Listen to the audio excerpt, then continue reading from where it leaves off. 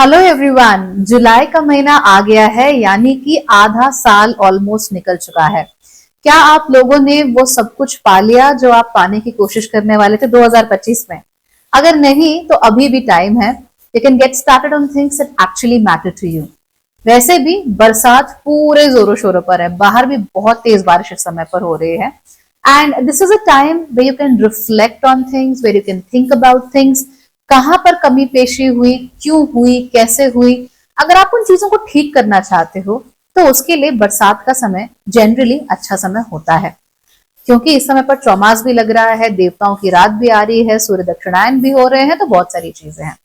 तो जुलाई के महीने में कौन कौन से प्लानिटरी इवेंट्स होने वाले हैं, कौन से व्रत त्योहार होने वाले हैं, इस महीने किन खास चीजों का ध्यान रखना है ज्योतिषीय नजरिए से, तो सारी बातें हम जान लेते हैं आज के वीडियो में। So let's get started. नमस्ते, भाग्यश्री होलिस्टिक एस्ट्रोलॉजी में आप लोगों का एक बार फिर से स्वागत है।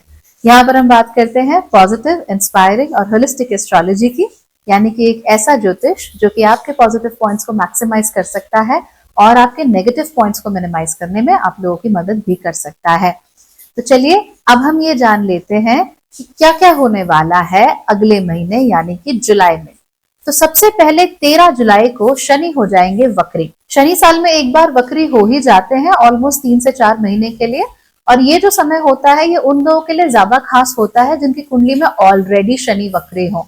तो कमाल की बात यह है कि चाहे बाकी लोगों के जीवन में चीजें स्लो डाउन हो जाए, लेकिन आपके जीवन में अक्सर चीजें थोड़ी फास्ट चलने लगती हैं। So that is both an advantage and a disadvantage. क्यों? क्योंकि हमने चीजें धीमे धीमे मिलने की उम्मीद होती है ना, तो हम थोड़े से घबरा जाते हैं जब चीजें जल्दी होना शुरू हो जाती हैं। तो but yes, this is a great time for us to reflect on what we are doing, जैसा कि मैंने आपको पहले भी बताया था। 16 तारीख को सूर्य चले जाएंगे कैंसर यानी कि कर्क राशि में। उसके बाद 18 तारीख को बुध वक्री हो जाएंगे। बुध इस समय पर कर्क राशि में है, पसंद कुछ खास आती नहीं है उन्हें कर्क राशि, लेकिन वहां पर वो वक्री होने वाले हैं, जिसकी वजह से कर्क राशि में उनका समय बहुत ज्यादा बढ़ जाएगा। फिर 26 तारीख को शुक्र चले जाएंगे जेमिनाई यानी कि मिथुन राशि में। एंड देन फाइनली 28 तारीख को मंगल चले जाएंगे वर्गो यानी कि कन्या राशि में। और इसके साथ साथ ही जो मंगल केतु का आपस में कनेक्शन जुड़ा हुआ था सिंह राशि के अंदर, वो कनेक्शन अब 28 जुलाई को टूट जाएगा। हालांकि लगभग पूरा ही महीना मंगल केतु का कनेक्शन जो है वो हमको देखने को जरूर मिलने वाला है। अब अगर हम व्रत त्योहारों की बात करें तो क्या होने वाला है? 6 जुलाई को होगी देव शयनी एकादशी। उसके बाद 10 तारीख को गुरु पूर्णिमा, 11 तारीख को श्रावण के महीने की शुरुआत हो जाएगी, 16 तारीख को कर्क संक्रांति है, 21 तारीख को कामिका एकादशी, 24 तारीख को श्रावण के महीने की अमावस्या है, 27 को है हरियाली तीज और उसके बाद 29 तारीख को है नाग पंचमी। तो ये सब आपको इस महीने देखने को मिलने वाला है। यानी आध्यात्मिक लिहाज से देखें या अगर हम धार्मिक लिहाज से देखें, तब जुलाई का महीना कहीं ज्यादा इंपॉर्टेंट, कहीं ज्यादा हमारे लिए इंटरेस्टिंग और इवेंटफुल होता है। लेकिन अगर हम बेहद भौतिक लिहाज से देखें तो भौतिक मामलों में यहाँ पर थोड़ी सी कमी हमें देखने को मिल सकती है। अब जुलाई के महीने की थीम क्या है? देखिए, जुलाई के महीने में 2 चीजें ऐसी हैं जो आपको खास तौर पे इनको फोकस करना चाहिए। एक तो आप जानते हैं कि मंगल केतु एक साथ रहेंगे सिंह राशि में, यानी 28 जुलाई तक तो दोनों साथ में ही हैं। लगभग पूरा महीना हम उनके जो बिहेवियर है आपस में एक साथ कनेक्ट होने के कारण उनको नोटिस करेंगे।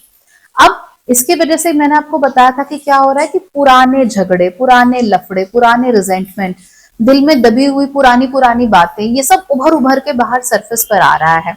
हम लोग पुरानी पुरानी बातों को याद कर रहे हैं। उसके साथ साथ बुध भी कर्क राशि में है, तो अपने होमलैंड से रिलेटेड, अपनी माँ से रिलेटेड बहुत सारी चीजें आ रही हैं। फिर आपके शुक्र भी आपके वृषभ राशि में है। ऐसे में बचपन से रिलेटेड कोई भी रिजेंटमेंट, कोई भी बात जो आपके दिल में रह गई हो, खासतौर पे कोई बात अगर आपके दिल में चुभ गई हो या कोई आपने धारणा बना ली हो या कोई ट्रॉमा आपको झेलने को मिला हो, तो वो इस समय पर उभर कर बाहर आ सकते हैं। और मंगल केतु कोशिश ये करेंगे, बिल्कुल खुदाई में बिजी है इस समय, पुराने गड़े मुर्दे उखाड़ने का शौक चल रहा है इन लोगों को। ऐसे में जब शनि भी वक्री हो जाएंगे तो शनि के वक्री होने के कारण जो भी इसके रिजल्ट्स है ना मंगल केतु के, जो पुरानी चीजें सरफेस पर आ रही हैं वो ऐसे आके ऐसे नहीं चली जाएंगी। They going to slow down, they going to stay here. तो आप ये नहीं उम्मीद करना इस महीने कि सुबह सुबह आप उठे, आप सपना देखा आपने सुबह सुबह के टाइम पे कि कैसे बचपन के टाइम पे मम्मी मुझे मेरी पसंद की चीज दिलाती नहीं थी, और उसके बाद आप वॉशरूम गए, फ्रेश हुए और आप भूल गए? ऐसे नहीं होगा। Now you going to remember all this, आपको शाम तक याद रहेगा। And the time here now is to remember it all and to forgive people. मैंने एक वीडियो बनाया था सैटर्न एंड पाइसिस के ऊपर, वो वीडियो को मैं नीचे पिन कमेंट में डाल रही हूँ, उसको जरूर देखो।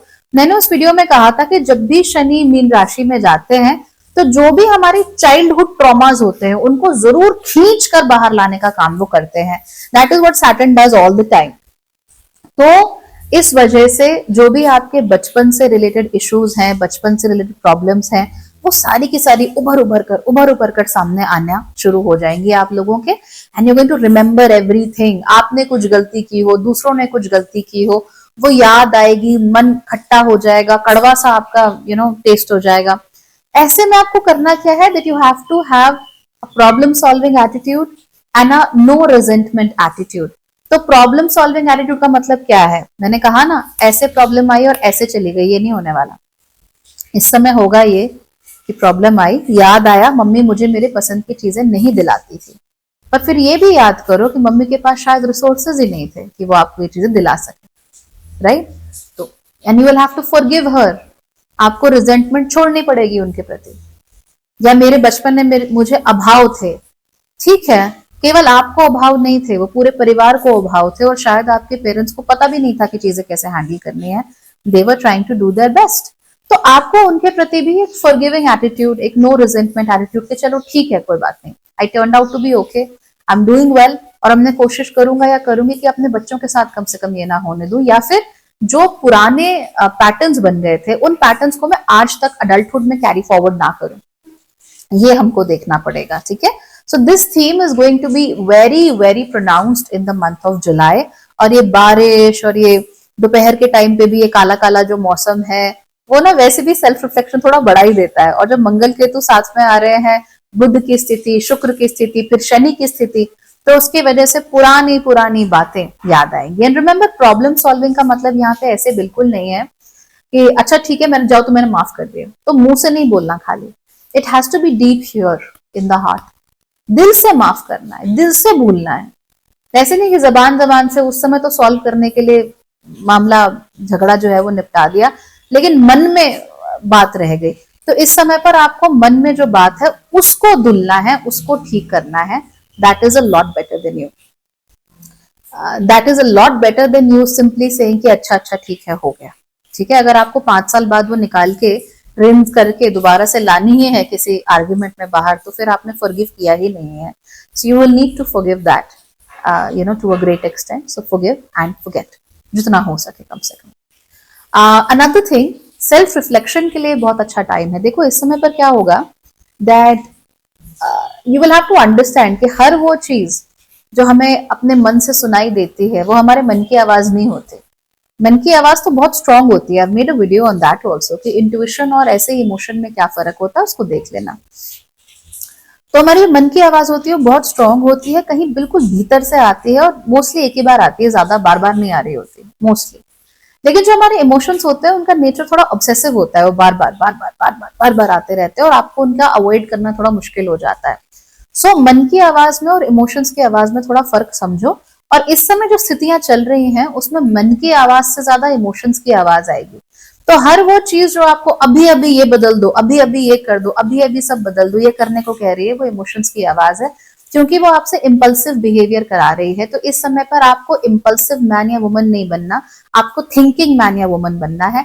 कि अगर आपके दिमाग में कोई ख्याल आता भी है, बॉस को देख लिया, आपको लगा कि आपको परेशान कर रहा है, आपका मन क्या किया, इस बॉस की तो ऐसी तैसी है ना, बहुत परेशान कर दिया इस व्यक्ति ने मुझे, रुको, शांति, calm down, seriously calm down, think about it. क्या वाकई वो गलत है? क्या आपकी तरफ से भी कोई गलती हो सकती है? क्या आपके इंटरप्रिटेशन में कोई गलती है? क्या आपके एफर्ट में कोई कमी थी? मोस्ट ऑफ द टाइम्स आप पीछे मुड़कर जब देखेंगे तो आपको मालूम चलेगा कि हाँ भाई, मेरी तरफ से भी कोई गलती थी, मैंने शायद ढंग से इंटरप्रेट नहीं किया, मैंने लकड़ी को लड़की पढ़ लिया, हो सकता है ना? तो जैसे ही आपको मालूम चला कि ओके मेरा भी शायद कुछ हिस्सा है या मुझसे भी गलती हो सकती थी, आप उसको ठीक कर लोगे। लेकिन अगर आपने वो इमोशन की आवाज कर ली, रीजन की तो सुनी नहीं, इमोशन की सुनी। इमोशन ये कहेगा कि ये बॉस की तो ऐसी तैसी, हर वक्त मेरे पीछे पड़ा रहता है, हर वक्त मुझे परेशान करता रहता है, इसको तो I am the least favourite, ये चाहता है मैं नौकरी छोड़ के चली जाऊं या चला जाऊं। एंड देन आप भी उस व्यक्ति के प्रति फिर वैसा ही बिहेवियर करने लगोगे। फिर वो व्यक्ति उस बिहेवियर को आपके प्रति रिपीट करेगा, एंड ये रिपीटिशन होते होते होते होते ना इतनी सी बात का इतना बड़ा पतंगड़ कब बन जाएगा आपको पता भी नहीं चलेगा। इसीलिए जो अगर मैं आप मेरे वीडियो भी सुन रहे हो, इनफैक्ट अगर आप मेरे वीडियो भी सुन रहे हो, आराम से शांति से ध्यान लगाकर सुनो, ठीक है। वो पूरी बात जो कही जा रही है उसको समझो, उसको ग्रास्प करो, अपने आप को 2-4 सेकंड दो उसको फुली अपने दिमाग में आ जाने के लिए। आप ऑफिस का काम कर रहे हो, फिर आप वीडियो भी सुन रहे हो उसी समय पे, तो क्या होगा ना, आप वीडियो पे फोकस कर सकते हो, ना उसका पूरा मैसेज सुन सकते हो, ना ही ऑफिस के काम में आपका 100% ध्यान रहेगा, फोकस हट जाएगा। और जहां फोकस हट गया वहां तो फिर देखो सब हट गया, फिर कुछ नहीं बचा। तो if you are giving me or anybody else time, give them enough time, and if you are working, give your work enough time there as well। तो ये भी करने की आपको जरूरत पड़ेगी। इस समय पे 2-3 चीजें एक साथ हो रही है। देवशयनी एकादशी है 6 जुलाई को। नाउ देवशयनी एकादशी वो समय होता है जब मानते हैं कि भगवान विष्णु अपनी आंखें बंद कर लेते हैं, तो अपनी पलक जब झपकते हैं तो देवशयनी एकादशी, और फिर अराउंड नवंबर में देव उठनी एकादशी होगी, जब भगवान विष्णु जो है वो वापस से अपनी आंखें जो है वो खोल देंगे। तो इस समय पर क्या होता है, कोई भी जो मांगलिक कार्य होते हैं वो नहीं किए जाते। तो 6 जुलाई से लेकर लगभग 2 नवंबर तक, जब देव उठनी एकादशी है, तब तक मांगलिक कार्य वर्जित होते हैं। शादी ब्याह तो खास तौर पे इस समय पर नहीं किए जाते हैं, क्योंकि भगवान विष्णु सबसे बड़े गृहस्थ तो वही हैं, सारा मैनेजमेंट जो है इस पूरे संसार का वो तो उन्हीं के हाथ में है। तो हम ये जरूर चाहते हैं कि भगवान विष्णु की कृपा जरूर हमको मिले, भगवान विष्णु का आशीर्वाद जरूर हमको मिले। इसीलिए इस समय पर मांगलिक कार्यों के हिसाब से तो ज्यादातर काम वर्जित होते हैं, विवाह तो खास तौर पर वर्जित होते हैं। अगर आपका गुरु अस्त है या शुक्र अस्त है तब भी उस समय पर विवाह वर्जित होते हैं, नहीं किए जाते। सो अभी आप शादी के बारे में नहीं सोचेंगे, और मेरा सजेशन है कि अगर बहुत ज्यादा जल्दी नहीं है, वैसे होनी तो नहीं चाहिए, शादी ब्याह जैसे मामलों में जल्दबाजी बहुत भारी पड़ती है। आपके मोहल्ले पड़ोस दोस्ती रिश्तेदारी में कोई ना कोई ऐसा जरूर होगा जिसको भारी पड़ी होगी, इसीलिए जल्दबाजी नहीं करनी है। अगर आप रुक सकते हैं तो 3-4 महीने की बात है, रुक जाइए। रिश्ते उसके बाद आप आराम से देखना शुरू कीजिए, भगवान विष्णु की कृपा आपके ऊपर बनी रहेगी, उनकी भी जो मान्यता के अनुसार जब आंखें खुली रहेंगी तब भी आप आंखें खोलकर काम कर सकते हो। अदरवाइज पता है आप क्या करोगे, इम्पल्सिव डिसीजन मेकिंग यहाँ पर भी होगी। तो ग्रह चाली कुछ ऐसी है that you will be very impulsive. Oh this person ticks all my boxes, मुझे ये चाहिए, ये चाहिए, ये चाहिए, ये चाहिए, हाँ भाई सारे बॉक्सेस टिक हो रहे, चलो शादी करते हैं। नहीं, you don't know anything about them, और आप अपने इमोशन की सुन रहे हो, अपने इंट्यूशन की नहीं सुन रहे हो। जरा थम जाओ, रुक जाओ। Don't become the impulsive man और woman, become the thinking man और वुमन। ये करना जरूरी है। उसके साथ साथ ही एक चीज होते हैं जिसे कहते हैं दक्षिणायन या देवताओं की रात। तो हमारा जो वर्ष होता है, वर्ष को 2 भागों में डिवाइड किया जाता है, उत्तरायण और दक्षिणायन। उत्तरायण तब होता है जब सूर्य मकर राशि में प्रवेश करते हैं अकॉर्डिंग टू इंडियन ज्योतिष, और दक्षिणायन तब होता है जबकि सूर्य कर्क राशि में प्रवेश कर जाते हैं, जो कि 16 जुलाई को होगा। तो इसी को हम देवताओं का दिन और देवताओं की रात कहते हैं। तो ऐसे माना जाता है कि वर्ष के आधे समय देवताओं का दिन हो रहा होता है, यानी हमारा एक वर्ष और उनका एक दिन। तो जो दोपहर का समय है या जब उनके लिए सूर्य उग रहा है, उनके लिए जागने का समय है, वो होता है सूर्य के मकर राशि में प्रवेश से लेकर सूर्य के कर्क राशि में प्रवेश तक के देवताओं का दिन होता है, और सूर्य के कर्क राशि में प्रवेश से लेकर उनके मकर राशि में प्रवेश तक ये देवताओं की रात होती है, और उसी को लगभग हम दक्षिणायन कहते हैं। इस दक्षिणायन की वजह से हमारे जो दिन हैं वो परस्पर छोटे होते रहते हैं, और टेम्परेचर भी परस्पर जो है ड्रॉप होता रहता है। तो ये हमको देखने को मिलता है, और यही वजह होती है कि इस समय पर हम क्या कहते हैं, मांगलिक कार्य यूजुअली अवॉइड करने की कोशिश करते हैं। क्यों अवॉइड करने की कोशिश करते हैं? क्योंकि चौमास लग गया, चौमास लग गया, देवशयनी एकादशी हो गई, यानी भगवान विष्णु जो है वो इस समय सुप्त हैं, इसलिए हम काम नहीं करेंगे। देवताओं की रात का समय है, ऊपर से भगवान विष्णु भी आंखें नहीं खोल रहे हैं, वो भी इस समय सुप्त हैं या सुषुप्तावस्था में है, तो भी हम मांगलिक कार्य नहीं करेंगे। तो कम से कम भगवान विष्णु का आंखें खोलना बहुत जरूरी है। इसीलिए जो विवाह के मुहूर्त है वो आपको मोस्ट लाइकली 2 नवंबर और उसके बाद ही देखने को मिलेंगे, उससे पहले कोई मुहूर्त वहूर्त नहीं है, ठीक है, इस महीने। That's what you are going to see. अब इस महीने करना क्या है, वैसे तो मैंने आपको डिटेल में बता ही दिया कि इस महीने क्या करना है, फिर भी मैं आपको एक समरी में बोलूं। इस महीने जो भी करना है सोच समझ के करना है, इमोशन में बहकर कोई काम नहीं करना है, चाहे गुस्सा आ रहा हो चाहे प्यार आ रहा हो, take a second to reflect and then only do whatever you are doing. बाकी अलग अलग राशियों के लिए क्या इस समय ये महीना रहने वाला है वो मैं आपको अगली वीडियोस में बताने ही वाली हूँ, so do watch out for that. 1 जुलाई से लेकर 10 जुलाई तक महिलाओं के लिए एक बहुत स्पेशल 50% डिस्काउंट पे रीडिंग भी अवेलेबल रहेगी मेरी वेबसाइट भाग्यश्री.org पे। तो आप जाकर जरूर उस वेबसाइट पर अपना अकाउंट बनाइए और फिर 1 जुलाई से लेकर 10 जुलाई के बीच में आपकी 50% डिस्काउंटेड रीडिंग अपने लिए ले सकती हैं। So that will be great. In fact जुलाई के पूरे महीने आप लोगों को 10% ऑफ मिलेगा ही मिलेगा।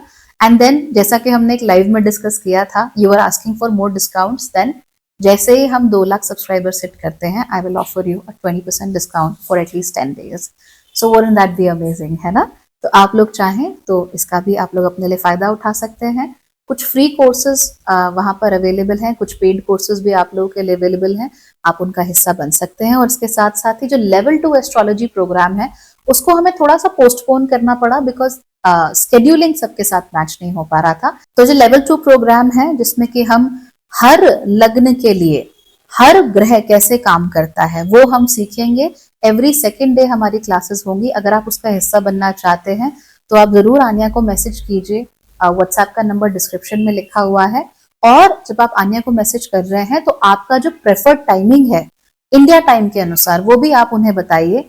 तो सबसे ज्यादा स्टूडेंट्स जिस टाइम जोन को प्रेफर करेंगे, जिस टाइमिंग को प्रेफर करेंगे, फिर हम उसके हिसाब से स्केड्यूल करने की कोशिश करते हैं। तो आप जितना जल्दी ये करेंगे उतना आपके लिए अच्छा रहेगा। मेरा सजेशन ये है कि 5 जुलाई तक कम से कम आप लोग अपना सजेशन जो है वो आन्या को दे दीजिए कि भाई हम इस समय पढ़ना चाहते हैं, ताकि मैं भी अपना टाइम आगे जाके स्केड्यूल करूं और बाकी सारे लोगों को भी ये करने में आसानी हो। ओके, चलिए, that's it guys. Be good, have fun, live a very good life. और याद रखिए, दिल में किसी के लिए गलत भावना, बुरी भावना मत रखिए। आपको इस महीने वो बहुत हर्ट कर सकती है, ठीक है? Learn to forgive people. Alright then everybody, bye bye, take care.